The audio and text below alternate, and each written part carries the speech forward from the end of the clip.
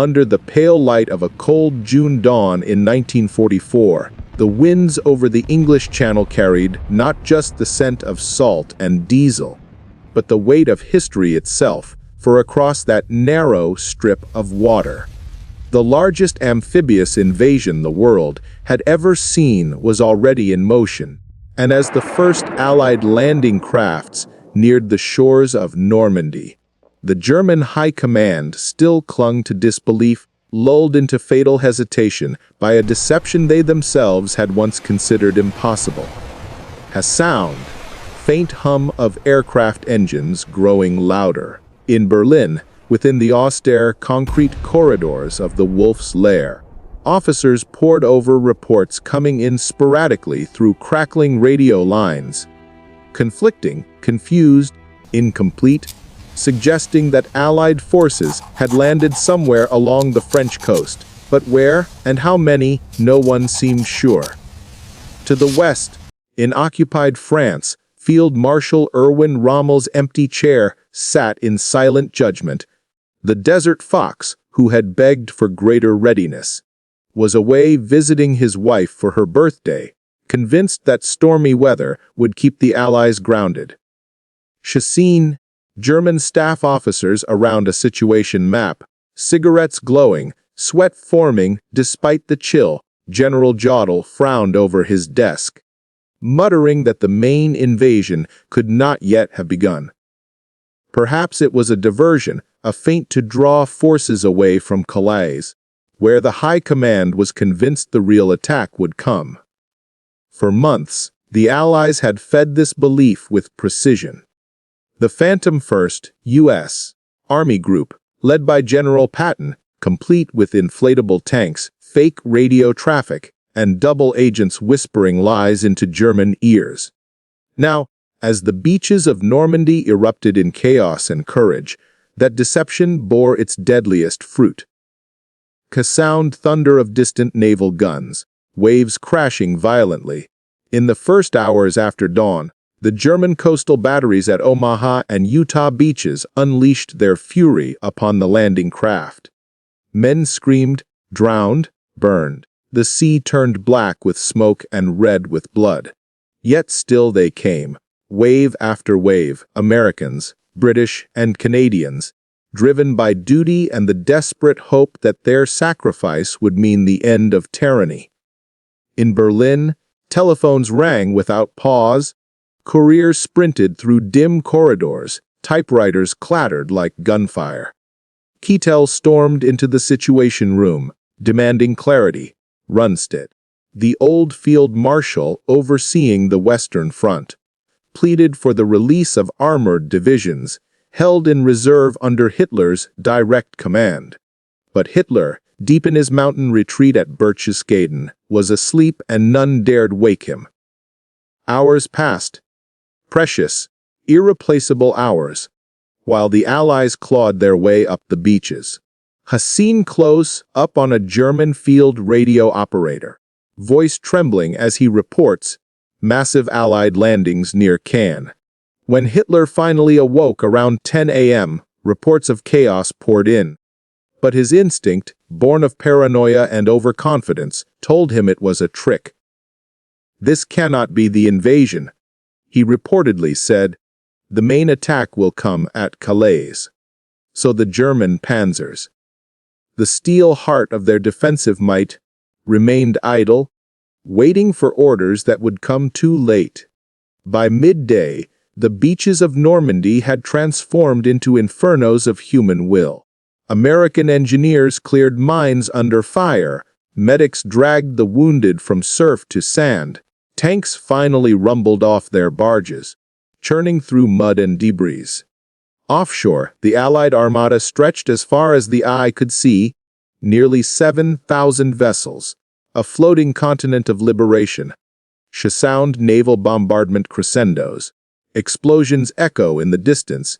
In the German headquarters at La Roche, Guyon, Rundstedt stared at a map already obsolete, his hand trembling as he whispered, "This is the invasion." Orders finally came to counterattack, but every moment lost to indecision had already sealed their fate.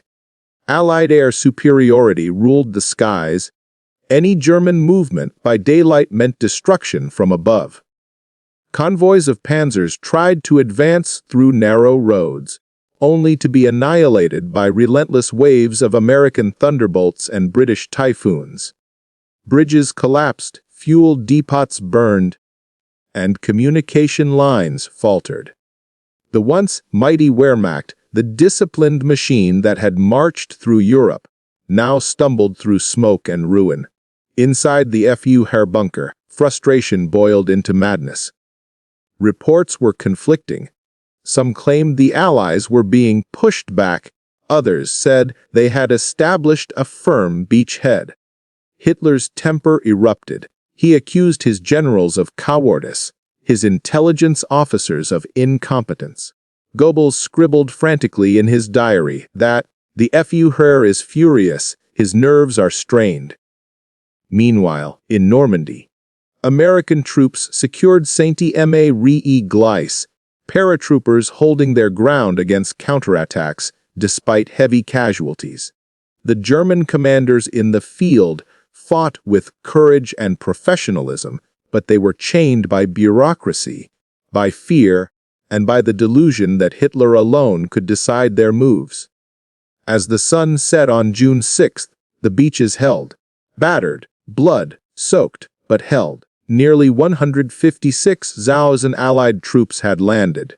The Atlantic Wall, once deemed impregnable, was breached. That night, as rain fell softly on Berlin, the mood in the High Command turned somber. Rundstedt reportedly said, "We have lost the war." His aide, stunned, asked how he could say such a thing so soon. Rundstedt replied, "Because if we cannot stop them here, we will never stop them again." Across France, German units began to withdraw in disarray, supply lines stretched thin, morale faltered. Hitler, refusing to face reality, ordered counterattacks that drained precious reserves and sacrificed divisions already shattered by Allied bombs. Unseen, candlelit war room, officers staring at a wall map filled with red pins pushing steadily inland. In those grim hours, many in the High Command began to understand the scale of the American war machine, its production capacity, its coordination, its sheer willpower. They had underestimated a nation they once mocked as soft and decadent, believing America's soldiers would lack resolve. Yet in the surf of Normandy, the German officers saw something else entirely.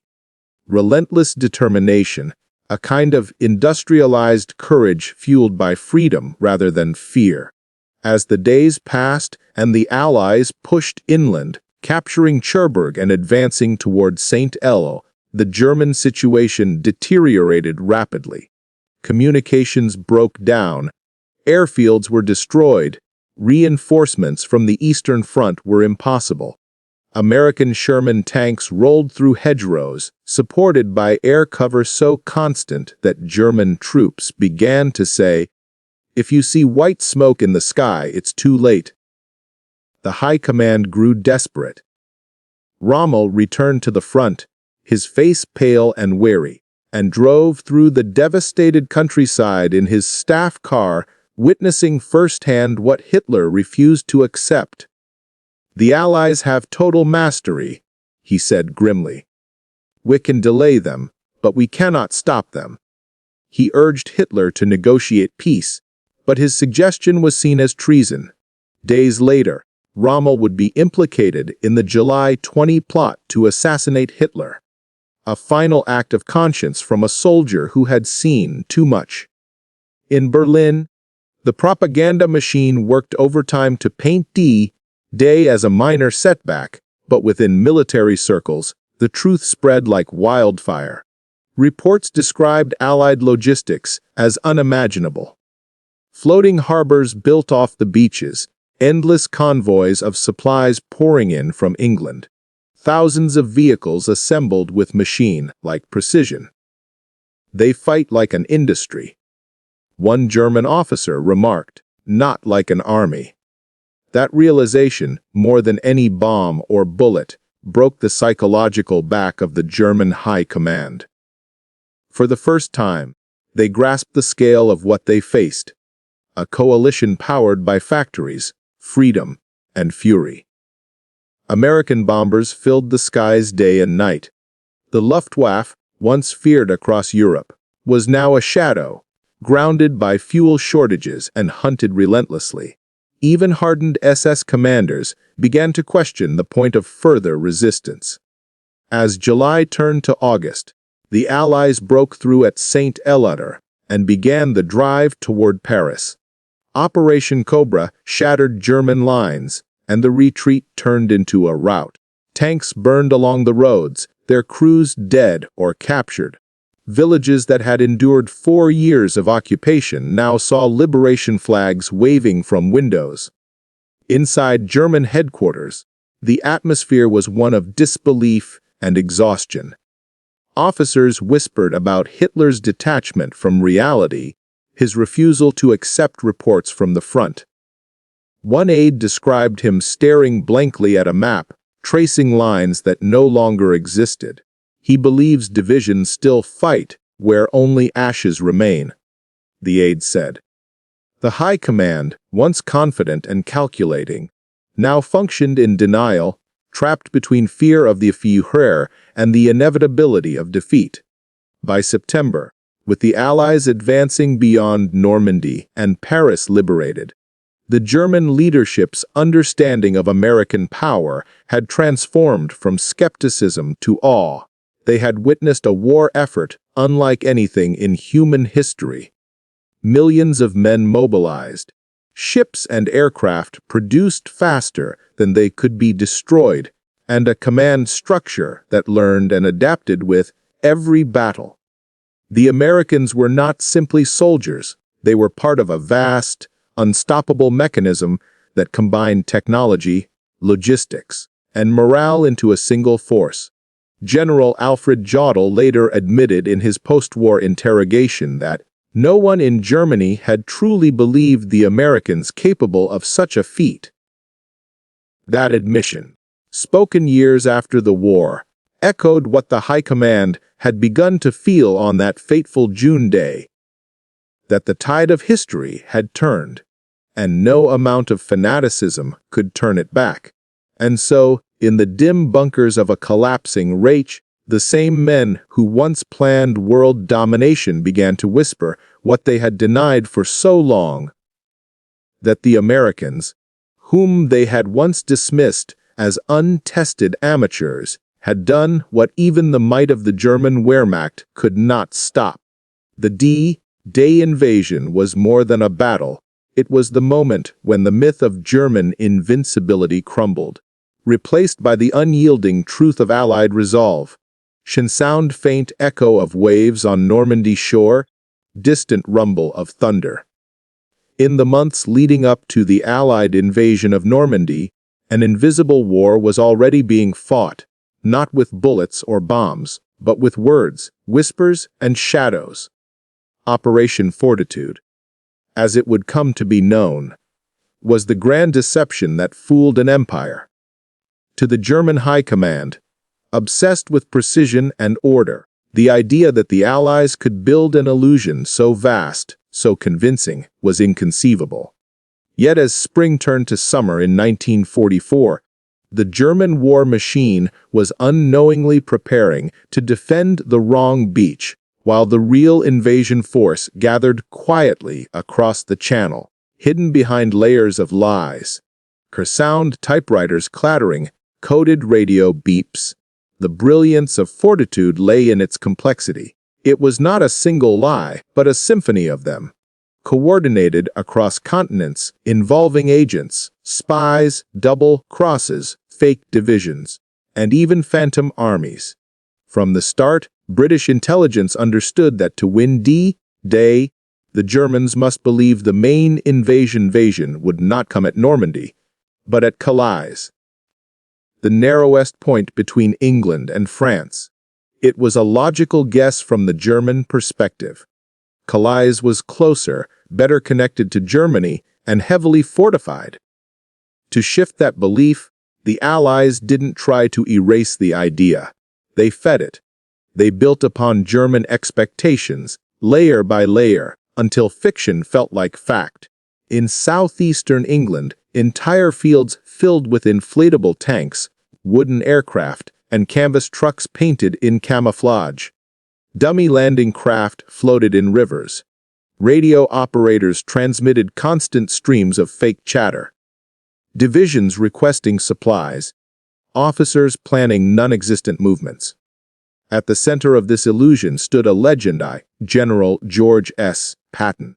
Known to the Germans as America's most aggressive commander, he was the perfect decoy.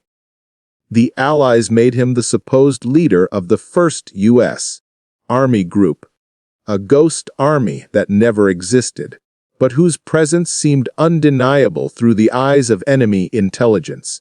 German reconnaissance flights, scanning southern England, photographed rows of tanks and encampments. What they didn't realize was that most were rubber and wood. The deception extended deep into the web of human intelligence. The British double-cross system had turned nearly every German spy in the United Kingdom into a double agent. Men and women who once sent secrets to Berlin now sent carefully crafted lies, each message designed to confirm the illusion of Calais. Among them was Juan Pujol Garcia, codenamed Garbo, perhaps the most successful double agent in history. From London, he sent reports so detailed, so convincing, that German officers trusted him implicitly. His messages described troop build-ups in Kent, fuel stockpiles near Dover, and a vast armada preparing for the Calais assault.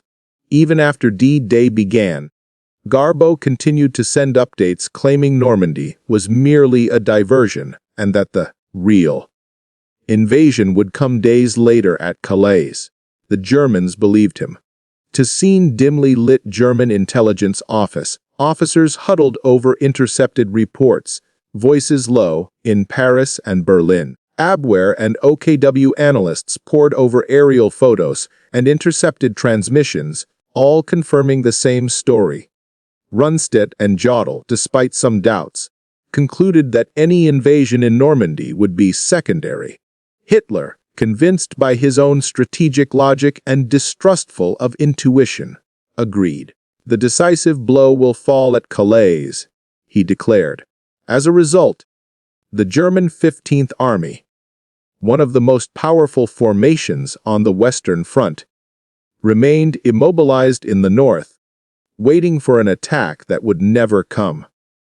Even as reports from Normandy screamed of chaos, Hitler refused to release those forces, convinced that the Allies were trying to lure him into a trap. This paralysis of belief became one of the most decisive elements of the war. For nearly 7 weeks after June 6th, the German High Command held its armor back, expecting Patton's Phantom Army to strike. Allied intelligence fed this delusion with remarkable discipline. Fake radio signals continued, decoy camps remained visible, and even controlled leaks through neutral channels reinforced the narrative. By the time the truth became undeniable, the Allies had already broken through at Saint-Lár and were advancing toward Paris. Operation Fortitude was more than a trick. It was a masterpiece of psychological warfare. It revealed that victory could come not only through strength, but through imagination, through the ability to shape what the enemy believed to be real. For the German High Command, who had built their strategy on cold logic and calculated efficiency, the idea that an entire invasion could be hidden behind smoke and mirrors was a humiliation they could barely comprehend. They had been outmaneuvered, and blinded, not by force, but by faith in their own certainty. And in that blindness, the fate of Normandy, and perhaps the war itself, was decided long before the first soldier set foot on the beach. When dawn broke on June 6, 1944, the world shifted forever. To the German High Command, The early reports from Normandy seemed scattered, confused, a possible diversion, perhaps another Allied feint meant to draw attention away from Calais. But to the men standing on the cliffs of Point du Hoc, to the soldiers wading through the blood-red surf of Omaha, it was no diversion. It was the beginning of the end of the German Reich. A sound, faint surf, distant artillery thunders. In the command bunkers of northern France, telephones rang incessantly. Field marshals demanded clarity. Reports arrived too fast, too contradictory. The Americans had landed in force at Omaha and Utah. The British were pressing at Gold and Sword. The Canadians at Juno. Yet, even as evidence mounted, disbelief clouded German eyes. To them, Normandy was the wrong place, the wrong terrain. It couldn't be the main invasion. In his headquarters at Margeville, Field Marshal Gerd von Rundstedt received fragments of intelligence throughout the morning.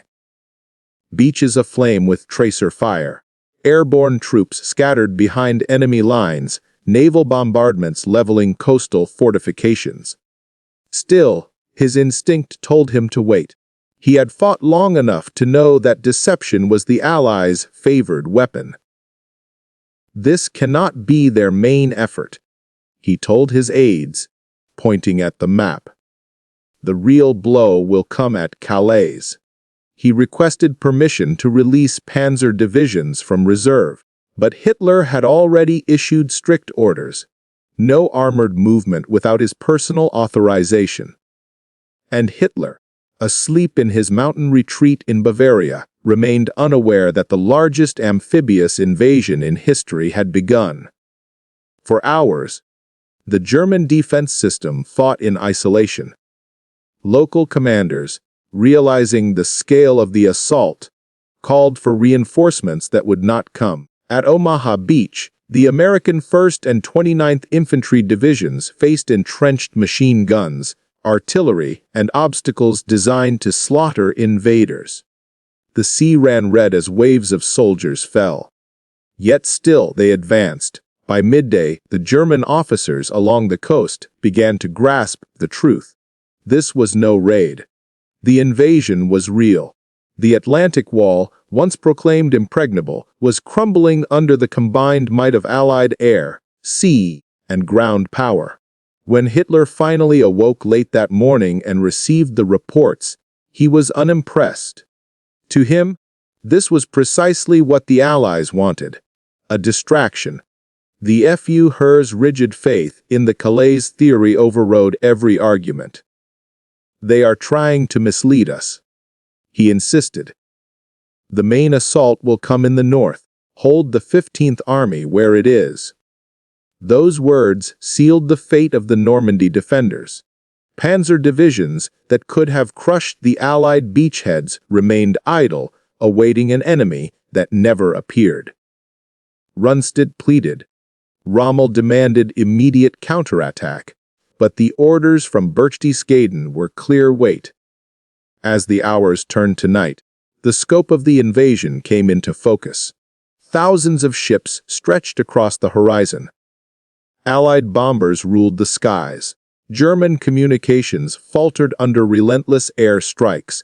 Roads were cratered, bridges destroyed, convoys ambushed by roving fighter bombers. The once disciplined Wehrmacht machine sputtered, unable to respond with cohesion. Yet even in chaos, fragments of courage burned. At Carentan, St. L, and Bayeux, German paratroopers and infantry units fought bitterly, counterattacking again and again, holding every hedgerow like a fortress. But the tide was unstoppable. The Allies had come not just with soldiers, but with an entire industrial world behind them. Tanks, planes, supplies, and a determination to finish the war, no matter the cost. In Berlin, the mood began to fracture. Reports of massive casualties, captured towns, and retreating divisions trickled in through the night. The high command gathered around maps marked with spreading red arrows. Some officers whispered that perhaps Hitler's judgment had failed, but none dared say it aloud. Others clung desperately to hope, believing that the real invasion was still to come, that Normandy was merely a ruse to lure their forces south. Even as the Allies dug in, even as the beaches filled with tanks and ammunition, the illusion of Calais persisted. By the second day, Allied control of the skies turned the battlefield into a slaughter zone. Any German movement in daylight was suicide. Columns were bombed, bridges annihilated, tanks destroyed before they could engage. The once proud Luftwaffe, crippled by fuel shortages and years of attrition, could do little more than watch helplessly. To many German officers, this was the first time they truly comprehended what American power meant. It wasn't only in numbers or machines. It was in logistics, in coordination, in the seamless fusion of land, air, and sea. The Americans fought with the precision of industry and the relentlessness of inevitability. Every hour that passed tightened the noose around the Reich's western flank. By June 7th, Rommel had returned from Germany to survey the situation himself. His expression, hardened by years of desert warfare, betrayed disbelief. "If we do not throw them back into the sea today," he warned, "then we have lost the war." But his words fell on deaf ears. Reinforcements that could have reached the front in hours now took days, their convoys obliterated by Allied air dominance. The German High Command, paralyzed by indecision and blinded by deception, watched as history unfolded beyond their control. The myth of German invincibility was dying on the beaches of Normandy, and with it, the illusion that the Reich could dictate the course of the war any longer. By June 8th, the weight of reality began to crush the last illusions within the German High Command. Reports flooded in from the front lines, villages reduced to rubble, entire battalions cut off, divisions decimated under relentless Allied bombardment. The front no longer resembled a line, but a jagged wound stretching across Normandy. Field Marshal Erwin Rommel, the Desert Fox himself, now found his mastery of mobile warfare rendered useless against the sheer dominance of Allied air power. Every road, every column, every movement was watched from the sky. German units that dared to move by day were torn apart within minutes. Rommel later described it as fighting under a burning glass, where even the smallest action drew deadly fire from above. At the Supreme Command headquarters in France, tension turned to quiet dread. Maps once covered with confident arrows of counterattack now looked like tombstones marking lost divisions. Rundstedt demanded freedom to retreat and regroup, but the order never came. The telephone lines hummed with desperation, officers pleading for permission to pull back, to reposition, to survive. But Berlin refused to bend. Hitler, convinced that the Normandy landings were still a diversion, insisted on holding every inch of ground. The result was catastrophe. German forces, pinned between Allied bombardment and rigid command, could neither advance nor retreat. They could only die in place. At Caen, one of the most heavily defended cities in northern France, German panzer units fought with savage determination. The city became a cauldron of destruction, reduced to dust by continuous bombing. The 21st Panzer Division counterattacked again and again, but their efforts were swallowed by overwhelming firepower. American and British artillery, coordinated by aircraft circling overhead, struck with mathematical precision. German soldiers described the bombardment as the end of the world. Entire regiments vanished beneath curtains of fire. The High Command listened to these reports in silence, unable to comprehend how an enemy could project such power so effortlessly.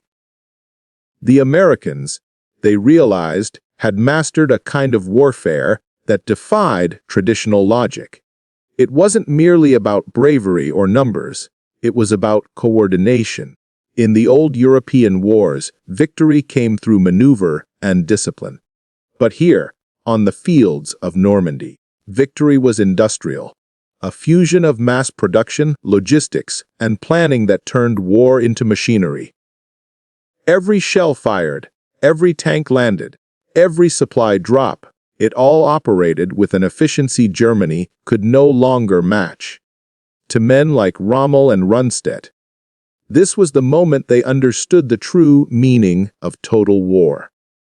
America was not fighting for territory. It was fighting for unconditional victory. Inside Hitler's wolf's lair, the atmosphere turned suffocating. Each report from France seemed worse than the last. Officers hesitated before delivering news, fearful of their leader's rage. Hitler's confidence gave way to fury, his mind consumed by delusions of betrayal and conspiracy. He blamed his generals, he blamed the weather, he blamed fate. Anything but himself. Still, he refused to release the armored reserves at Calais, even as evidence mounted that the Allies had no second invasion force. His obsession with deception ruled every decision. It was not until June 9th that the 12th SS Panzer Division and Panzer Lehr Division were finally ordered to counterattack. But by then it was too late. The Allies had established a firm beachhead, secured their supply lines, and were preparing to push inland. As the days dragged on, German soldiers at the front began to lose faith in the leadership above them. They saw their comrades die by the thousands, not from lack of courage, but from the absence of reason. For every German tank that reached the front, 5 were destroyed en route.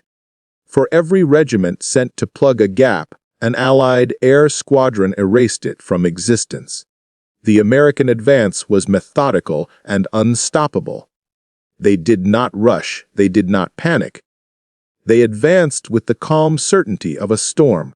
Civilians in the surrounding towns, once convinced of German invincibility, began to whisper that the war was lost.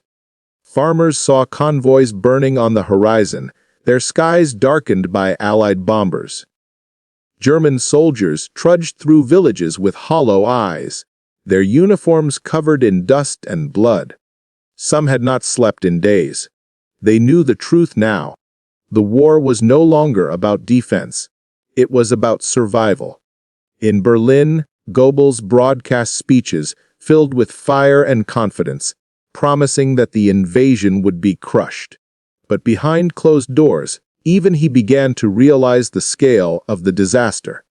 The myth of German superiority, built over years of propaganda, was collapsing.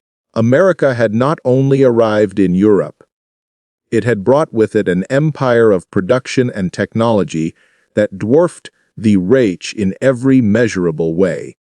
As Rommel toured the front lines once more, he watched columns of smoke rising from distant fields and shook his head in disbelief. "We are facing forces beyond comprehension," he told one of his aides quietly. "This is no longer a battle. It is a machine." The German High Command had finally seen the face of modern warfare, and it bore the mark of the United States. By the middle of June, the German High Command could no longer hide behind illusions. The scale of the disaster in Normandy had become undeniable. Reports arriving at headquarters painted a picture of collapse on every level. Shattered communications, immobilized armor, and troops trapped in pockets of destruction. Allied naval guns, firing from miles offshore, reduced strongpoints to dust. Fighter bombers circled endlessly above, striking any movement that dared to appear on the open roads. It was a new kind of war, one that Germany had never prepared for. Rommel described it bitterly. "The enemy has complete mastery of the air. We can move neither by day nor by night. The front has become a graveyard." In those days, the tension inside the High Command's war rooms grew suffocating. Rundstedt, the oldest and most experienced among them, argued for a strategic withdrawal to a defensible line behind the Seine. But Hitler refused. He ordered that every inch of ground be held, every position defended to the last man. His voice on the telephone was sharp and erratic, filled with fury at any suggestion of retreat. To him, Normandy was not just a battlefield. It was a symbol of will. "If we yield here," he thundered, "we open the gates of Germany." But even as he spoke those words, the gates were already trembling under the weight of Allied might. For the soldiers trapped in the hedgerows of Normandy, it was hell on earth. The Bocage country, with its dense hedges and narrow lanes, became a killing ground. American tanks crept forward cautiously, infantry moving behind them, while German defenders ambushed from concealed positions. Battles were fought at point-blank range, with grenades and bayonets, in choking clouds of smoke and dust. Yet for every German ambush that succeeded, 100 bombs fell in retaliation. Artillery never ceased. The roar of aircraft was constant. One German survivor would later recall, "It felt as if the sky itself was made of steel." As the Allies expanded their beachheads and linked their positions, the German command began to realize the magnitude of American logistics. Endless convoys of trucks poured supplies from the beaches inland. Fuel, ammunition, food, reinforcements, an ocean of material that seemed impossible to stop. By contrast, German forces ran short of everything. Fuel was scarce, ammunition limited, reinforcements few. Every destroyed vehicle was a permanent loss.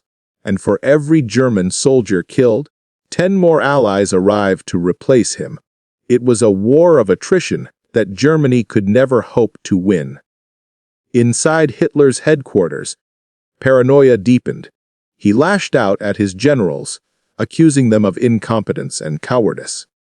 Rommel, once hailed as a national hero, found himself questioned, his loyalty doubted. Yet, he continued to visit the front, exposing himself to the same dangers as the men under his command. He walked among the wrecked tanks, the burned villages, the bodies of his soldiers, and saw the truth written in fire and blood. The war was lost. When he returned to his headquarters, he tried once more to reason with Berlin. "We cannot hold the West," he said flatly. "Our armies will be destroyed if we do not withdraw." But Hitler's response was cold. "There can be no withdrawal. The army must stand fast." In the following days, Allied pressure only intensified. American and British divisions advanced in a coordinated push toward Caen and Saint-El, grinding through every German defense line. The sound of engines and artillery never ceased. The German High Command could only watch as entire units vanished from the map. The 352nd Infantry Division, which had once defended Omaha Beach, was reduced to remnants. The Panzer Lehr Division, once considered elite, was annihilated by constant air strikes. German command posts were destroyed faster than they could be rebuilt. By late June, Rundstedt made one final appeal. When asked by Berlin what could be done to turn the situation around, he replied bitterly, "Make peace, you fools." His words never reached the Führer. Instead, they were buried beneath layers of bureaucracy and fear. No one dared speak openly anymore. Officers whispered in corridors, faces pale under the dim light of bunker lamps. The war they had sworn to win was devouring them from within.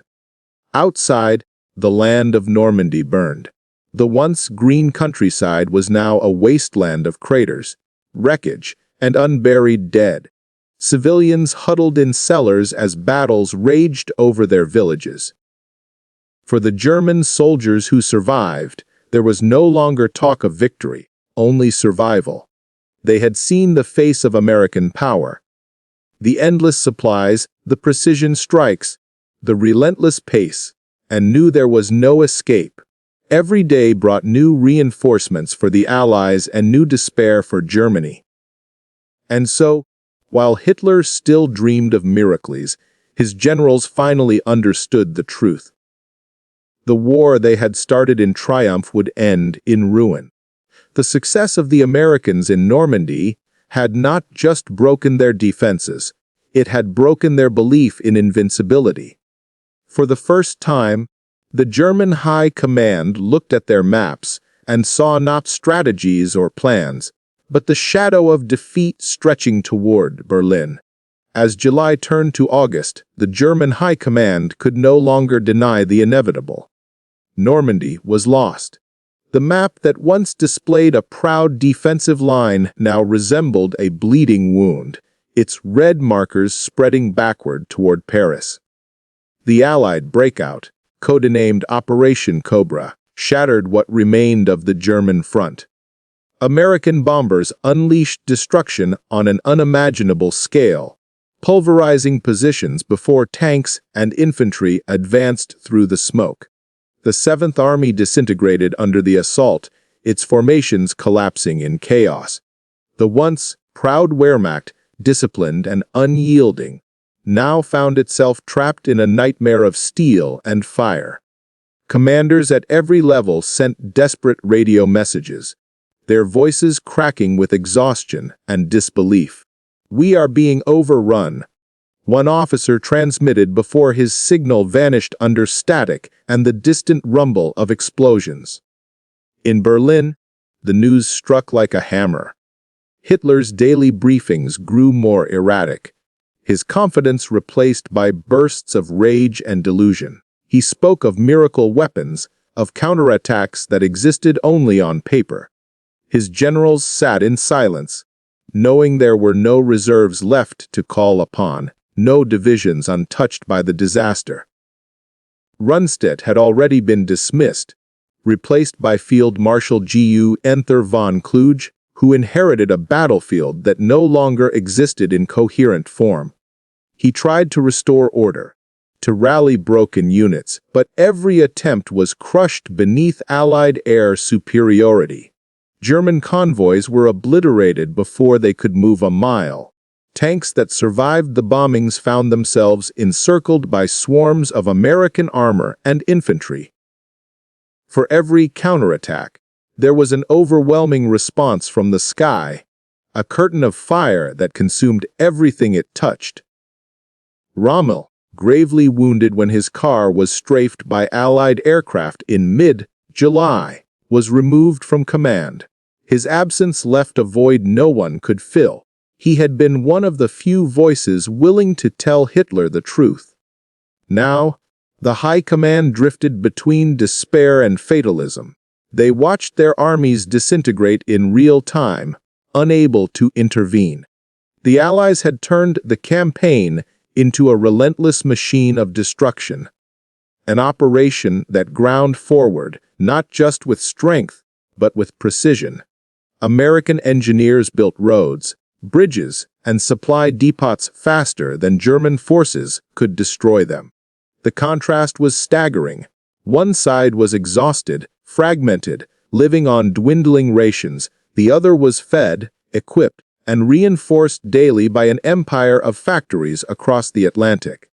By early August, the trap at Falaise closed. Tens of thousands of German soldiers found themselves encircled, cut off from retreat. Artillery and bombers pounded them without mercy. Columns of trucks, horses, and men tried to flee through the narrow gap that remained, but the Allies rained destruction on them from above. Eyewitnesses described the valley as a vision of apocalypse. Burning vehicles, shattered armor, bodies of men and animals strewn across the roads. The smell of smoke and death hung in the air for weeks. For those who survived, surrender was no longer shame but mercy. Over 50,000 German soldiers were captured in that single pocket, many too stunned to speak. They had fought to the last bullet, only to find themselves swallowed by the sheer magnitude of Allied power. The High Command's final reports from Normandy were written in cold, mechanical language, but beneath the surface, they read like confessions. "Our positions are untenable." One read, "Enemy superiority in the air and on the ground is absolute." Another report concluded simply, "The front has ceased to exist." These were not the words of men plotting victory, but of men recording the end. In Berlin, Hitler refused to accept them, accusing his generals of cowardice and betrayal. Yet even within his inner circle, doubt began to creep in. They had seen the photographs, the aerial reconnaissance, the sheer scale of destruction. The myth of the unstoppable Wehrmacht had died in Normandy. As Allied troops liberated towns across France, the people who had lived under German occupation watched in disbelief as their oppressors retreated in disarray. German soldiers who once marched with iron discipline now stumbled along roads littered with the wreckage of their war.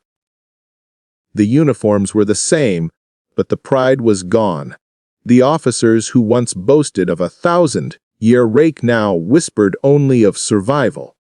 For the first time, the High Command truly understood what American power meant. It was not arrogance, nor luck, nor mere numbers. It was the fusion of industry, innovation, and an unbreakable will to end the war. America had brought to Europe not just armies, but an entire civilization mobilized for victory.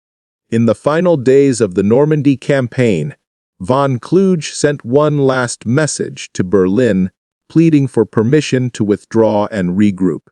Hitler's response was the same as always: hold the line, fight to the last. Shortly after, Kluge disappeared on his way back to Germany, his car found abandoned by the roadside. Some said he took his own life rather than face the inevitable. Others believed he simply vanished into the ruins of his command. Whatever the truth, his disappearance symbolized the fate of the entire German High Command, consumed by a war it could no longer control. By the end of August, Paris was liberated. The Allies surged forward toward the German border, while behind them lay the shattered remains of Hitler's army. What had begun on the beaches of Normandy ended with the collapse of the Western Front. The men who once commanded Europe's mightiest military machine now faced the truth in silence. The Americans had done what many believed impossible. They had come across an ocean, faced the full fury of the Reich, and prevailed. And in that victory, the German High Command finally understood the terrible scope of American power, not just in weapons or soldiers, but in the will of a nation determined to bring an end to tyranny, no matter the cost.